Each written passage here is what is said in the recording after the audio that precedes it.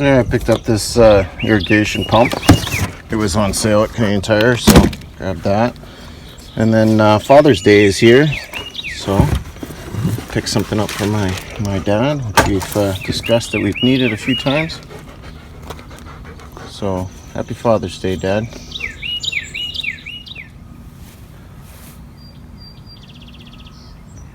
Alright, so I have two seedless grapes, one green, one red. And we'll put them in our my little grape trellis here. And great, yeah, I can't wait to try those grapes. And then what I did is I didn't get my blueberry seeds this year, so I just bought a blueberry, which I got for $5 at Sharples. Thanks to Sharples for that little deal, but I think it's because it got a little stunted here. Either way, then I went over and I got one of these little more expensive ones because they didn't have gooseberry, and I've already got little gooseberries on there. Check that out. So I'll do a little more research on the gooseberry, really, about having, you know, either cloned plants to pollinate, or if I have to get a different variety or another one. I know they need companions. So, but let's get it established first, and then we'll see where we take it from there. And then I also got some cucumbers because they're having a hard time coming up this year. I hear some people are having troubles with their cucumbers. So I'm just going to replant again and see what happens. So I think I'm going to put the grapes on this side. And I have two spots, one in the middle, one in the end there. And then I just need one more type of grape that I may or may not enjoy. Put it in that side, and then I'll have at least 4 or 5 varieties of grape. We'll see how that goes as we progress through the summer. Let's get started. I'll just put these in. They're like any other plant, you know, twice as big as the pot. I'm gonna mound them a little bit, and this dirt is really taking care of itself with the straw on top of it and whatnot. So it's ready to go.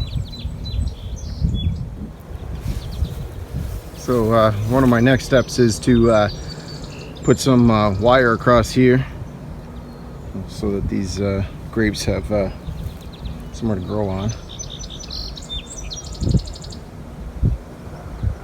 Yeah, they're in now. Now I'm going to go put in the gooseberry and the blueberry.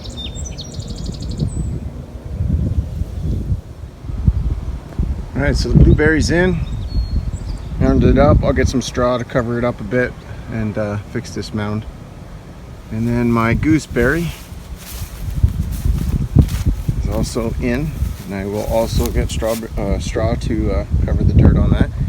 And before I'm done here, I'll end up giving them a really good water, and hope my berry hill will start to flourish.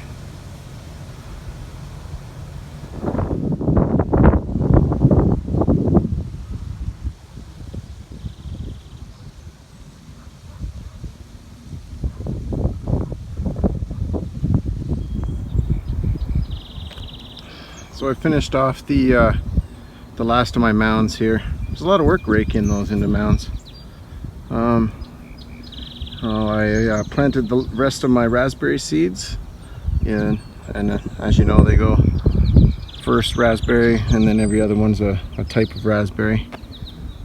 So I'm just going to throw some straw on this mound here, and this one will be ready for a different type of berry. Haven't decided which yet. And then everything else is planted, and I got my little gooseberry down there, and on the end is my blueberry. So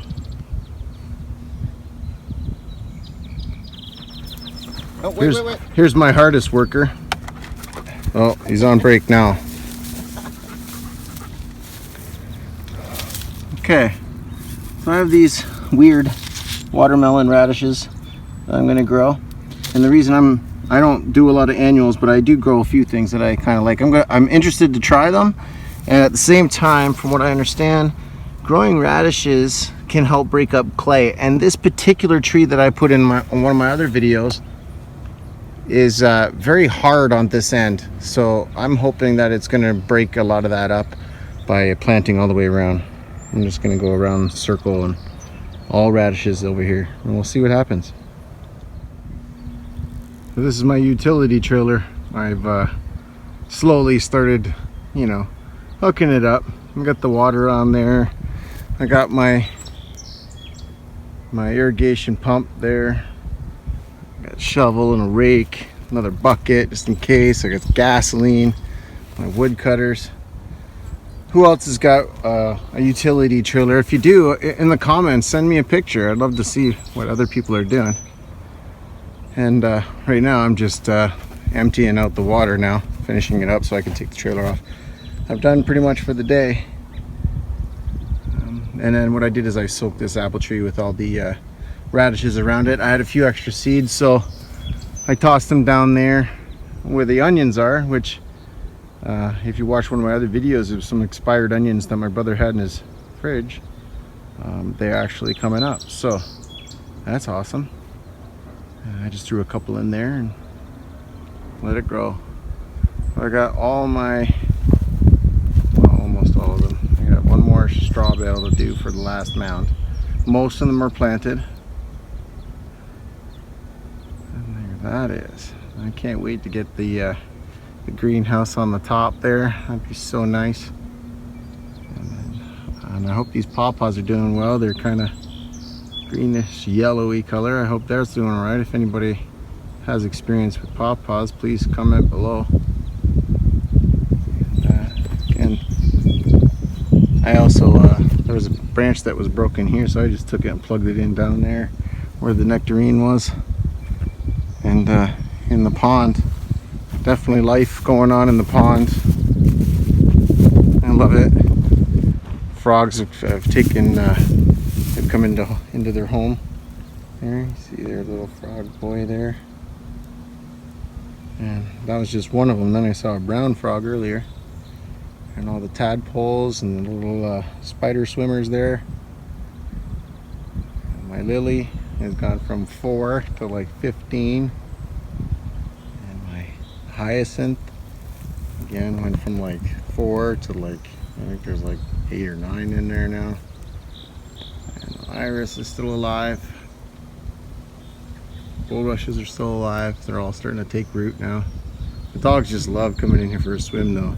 And the new thing is I'm definitely going to expand this now, because if the water is going to hold that well, I don't see why not make it like 3 times that big. So I'm going to enlarge it and come out this way and then come back to here and then gain all of that too as well, and that'll be great. And that'll make it even bigger, and I'll make it even deeper, and then I'll put real fish in there, maybe even stock it with trout or something. Who knows?